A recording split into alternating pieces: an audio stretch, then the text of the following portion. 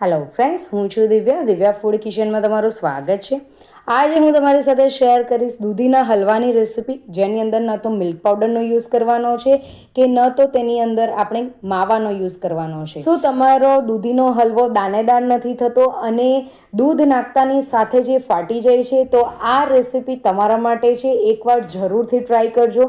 સૌથી પહેલાં અહીંયા મેં 1 કિલો જેટલી દૂધી લઈ લીધી છે। હવે દૂધીને તમે 500 ગ્રામ પણ લઈ શકો છો, પણ 1 કિલોનું મેજરમેન્ટથી મેં બધું જ લીધેલું છે। તો હવે આ દૂધીનો ઉપરનો અને નીચેનો બંને ભાગ આપણે કાઢી નાખવાનો છે। હવે એના બધા જ છોટલા આપણે કાઢી નાખવાના છે। ફ્રેન્ડ્સ, રેસીપીને એન્ડ સુધી જરૂરથી જોજો અને ચેનલ પર નવા હોય તો ચેનલને જરૂરથી સબસ્ક્રાઈબ કરજો। તો અહીંયા હવે મેં બધા જ છોટલા કાઢી નાખ્યા છે। હવે આ દૂધીને આપણે એક વખત વોશ કરી દેવાની છે અને ત્યાર પછી અહીંયા આપણે છીણી લઈ લેવાની છે। તો છીણી આ રીતની જે મીડિયમ કાણાવાળી આવે છે તે લેવાની છે। એકદમ ઝીણી છીણીનો યુઝ નથી કરવાનો, જેથી જે દૂધીના જે લચ્છા પડે છે તેનાથી જે આપણે ખાવાનો જે ટેસ્ટ હોય છે એ ખૂબ જ સારો એવો આવે છે। તમે જોઈ શકો છો કે દૂધીને મેં ઊભી રાખીને છીણેલી છે, જેથી એના લાંબા લચ્છા નહીં પડે, નાના લચ્છા પડે। ત્યાર પછી આ દૂધીને આ જ રીતે આપણે છીણતા જવાનું છે અને ત્યાર પછી એનો જે વચ્ચેનો જે બીનો ભાગ આવે છે તેને આપણે લેવાનો નથી। અહીંયા બીના ભાગને આપણે કાઢી નાખવાનો છે। તો અહીંયા હવે બધી જ દૂધીને મેં છીણી લીધી છે। હવે આપણે એક પેણી લઈ લેવાની છે।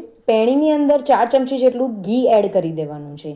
ઘી તમે ઓછું પણ એડ કરી શકો છો, પણ મેં 1 કિલો દૂધી લીધી છે તેની સામે મેં 4 ચમચી ઘી લીધું છે। હવે ઘી ગરમ થાય એટલે તેની અંદર દૂધી એડ કરી દેવાની છે। ત્યાર પછી દૂધીને આપણે ઘીની અંદર સાંતળવાની છે અને ત્યાર સુધી સાંતળવાની છે જ્યાર સુધી દૂધીનું બધું પાણી બળી નહીં જાય। આ સ્ટેપ ઇમ્પોર્ટન્ટ છે। દૂધીનું પાણી બધું જ બાળી નાખવાનું છે, ત્યાર પછી જ આપણે દૂધ એડ કરવાનું છે। જેમ જેમ દૂધીને તમે શેકતા જશો તેમ તેમ તેનો કલર પણ થોડો લાઇટ થતો જશે અને સાથે સાથે દૂધી ઓસાવા માંડશે। ત્યાર પછી તેની અંદર દૂધ એડ કરવાનું છે। તો અહીંયા 2 કપ ભરીને દૂધ એડ કર્યું છે। અડધો લીટર જેટલું દૂધ છે। દૂધ એડ કર્યા પછી બધું બરાબર મિક્સ કરી દેવાનું છે અને આ જ રીતે જ્યાર સુધી દૂધ બળી નહીં જાય ત્યાર સુધી આપણે આ જ રીતે કૂક કરતા રહેવાનું છે।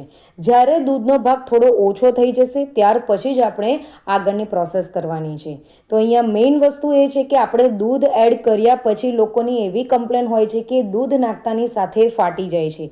એનું કારણ એ છે કે તમે દૂધીનું પાણી બાળતા નથી અને દૂધીના પાણીની સાથે જ તમે દૂધ એડ કરો છો એટલે દૂધ ફાટી જાય છે। તો સૌથી પહેલાં આપણે દૂધીના પાણીને બાળી નાખવાનું છે, પછી દૂધ એડ કરવાનું છે।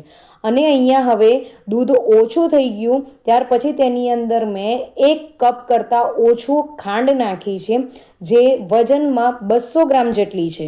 તમે ખાંડ તમારી મીઠાશ પ્રમાણે એડ કરી શકો છો। તમે જોઈ શકો છો કે દૂધીના હલવાની અંદર કણીઓ થઈ છે। તો આ કણી થવાનું કારણ જ એ છે, મેં જે દૂધ લીધું હતું એ ગરમ કર્યા વગરનું લીધું હતું, એટલે તેની અંદર જેમ જેમ દૂધ બળતું ગયું તેમ તેમ તેની અંદર આ રીતે કણીઓ થતી ગઈ। એટલે તમારાથી થાય ત્યાર સુધી આપણે દૂધ ગરમ કર્યા વગરનું લેવાનું છે। દાણેદાર ટેક્સચર કરવા માટે તેની અંદર અડધો કપ જેટલી મલાઈ એડ કરી છે। મલાઈ આપણે જે ખાંડનું પાણી ઓછું થઈ જાય ત્યાર પછી જ એડ કરવાની છે, એનું ખાસ ધ્યાન રાખવાનું છે। તો અહીંયા હવે મલાઈ એડ કરી દીધા પછી તેની અંદર જે ગ્રીન ફૂડ કલર આવે છે તે 1/4 ચમચી જેટલું એડ કર્યું છે। બધું જ બરાબર મિક્સ કરી દેવાનું છે। તમે એનો કલર જોઈ શકો છો કે બહાર જે માર્કેટમાં મળે છે તેવો જ દૂધીનો હલવાનો કલર આવ્યો છે। તેની અંદર ટેસ્ટ માટે 1 ચમચી જેટલું એલચીનો પાવડર એડ કર્યો છે। બધું જ બરાબર મિક્સ કરી દેવાનું છે।